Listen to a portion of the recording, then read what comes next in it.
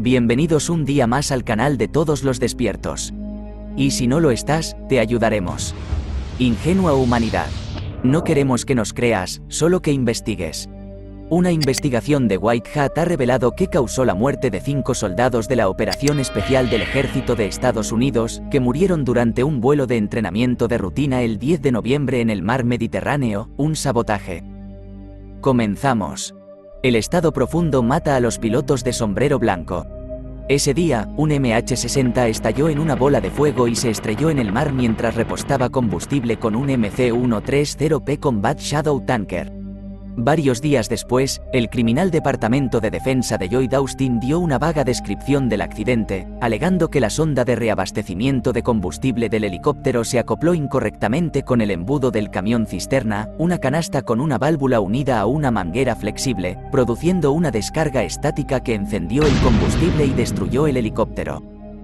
Aunque ocurren accidentes de entrenamiento, los sombreros blancos dudaron de la explicación de Austin porque el piloto y el copiloto eran miembros del 160 Regimiento de Aviación de Operaciones Especiales que habían volado 4 misiones para el general Eric Smith en 2023.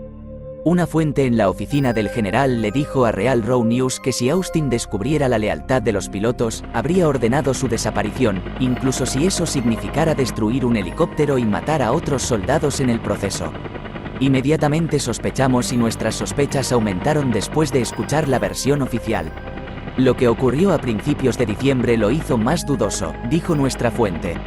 El 8 de diciembre, fuerzas leales al régimen criminal de Biden exhumaron el MH-60 y sus ocupantes de su tumba de agua.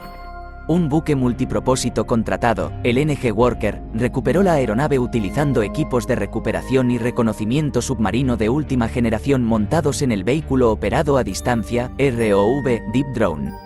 El Deep Drone es un ROV de 4.100 libras diseñado para cumplir con los requisitos de salvamento hasta una profundidad máxima de 8.000 pies. Austin había dicho que el comandante John Kennedy, comandante en jefe de EODM-U8 y comandante del grupo de trabajo, CTG 68,1, le dio crédito a todos los que estaban a bordo por ayudar a cerrar las puertas a las familias en duelo.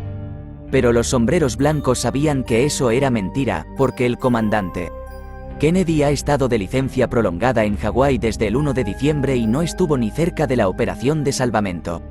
Austin afirmó que los restos y los cadáveres habían sido llevados a la base aérea de Dover, Delaware, un bastión del Estado Profundo, para que los investigadores del accidente pudieran reconstruir los restos para formarse una mejor idea de qué desencadenó exactamente la explosión, un error del piloto o un equipo defectuoso. Confirmamos que los escombros estaban allí y nuestro objetivo en ese momento era que la gente estuviera en el lugar para inspeccionarlos, dijo nuestra fuente. El general Smith, añadió, aprovechó los favores que le debían los oficiales de la quinta columna, personal militar que evitaba el gobierno autocrático del régimen pero que no necesariamente quería involucrarse en una guerra civil, en la base aérea de Dover para obtener acceso a los restos que se estaban reensamblando. Un quinto columnista dio la alarmante noticia al adjunto del general. Los restos de los muertos habían sido incinerados y los restos del helicóptero todavía yacían esparcidos, intactos, en un hangar. Cuando el columnista dijo que haría arreglos para que alguien inspeccionara los escombros, el adjunto del general le dijo no, y que el general Smith quería que su gente examinara los pedazos del fuselaje del MH-60.